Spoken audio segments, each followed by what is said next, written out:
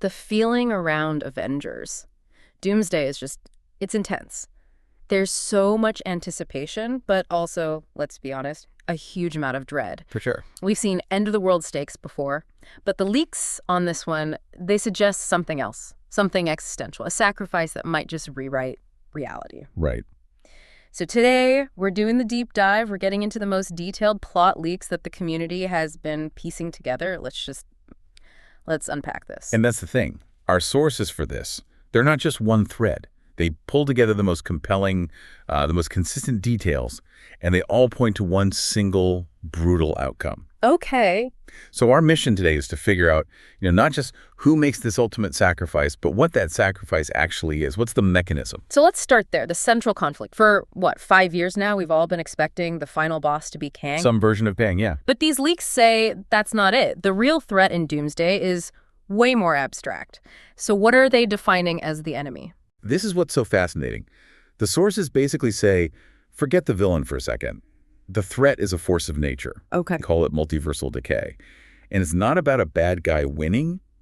It's a physics problem. A catastrophic failure of the whole structure. So all the incursions we've been seeing. Exactly. They're causing the very fabric of existence to just fray, to literally fall apart across every timeline. Wow. That almost sounds like you need cosmic architects to fix it, not, superheroes. Well, the leaks do hint at who's behind pushing things to this point. Oh. They point pretty heavily towards the Beyonders, or at least the MCU's version of them, these godlike entities who see realities as, like, experiments. So if they're the ones causing it, the solution has to be just as massive. Monumental. The sources call it multiversal restructuring. Yeah. This isn't a snap. It's a permanent re-engineering of reality itself. That's wild. But then, wait. If it's a physics problem with cosmic gods, why does the solution come down to a human? Even a super soldier? The leaks are all pointing to one person for this role. Captain America. Steve Rogers. Steve Rogers. And the emotional weight of that, that could dwarf Tony Stark's death. It absolutely could. And that's what gives this leak so much terror, but also so much credibility. Yeah. Why Steve?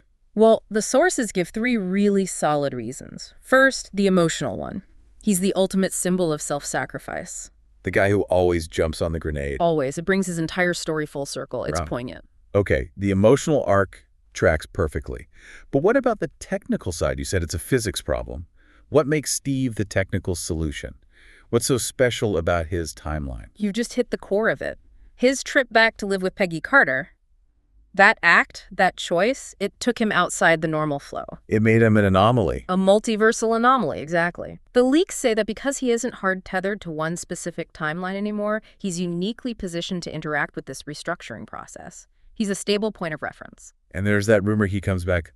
Old man Steve doesn't do this. That's the other crucial part. Rumor is he's restored. A surge of multiversal energy makes him prime Steve Rogers again. Just for this.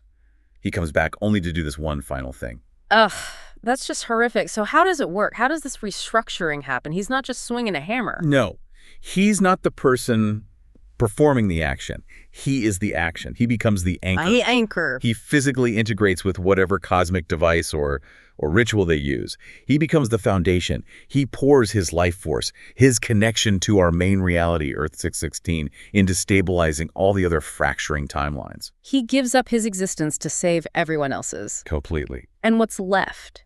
What do the leaks say the aftermath looks like? The main result is a thinned multiverse. It's a hard reset.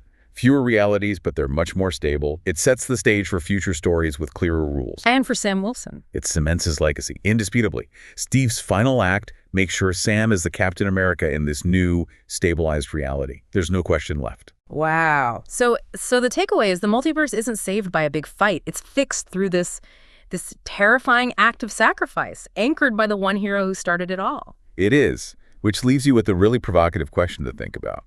If these leaks are true, and Steve's sacrifice saves everything by thinning the realities, by literally deleting possibilities, then does the ultimate preservation of existence always require the permanent removal of options?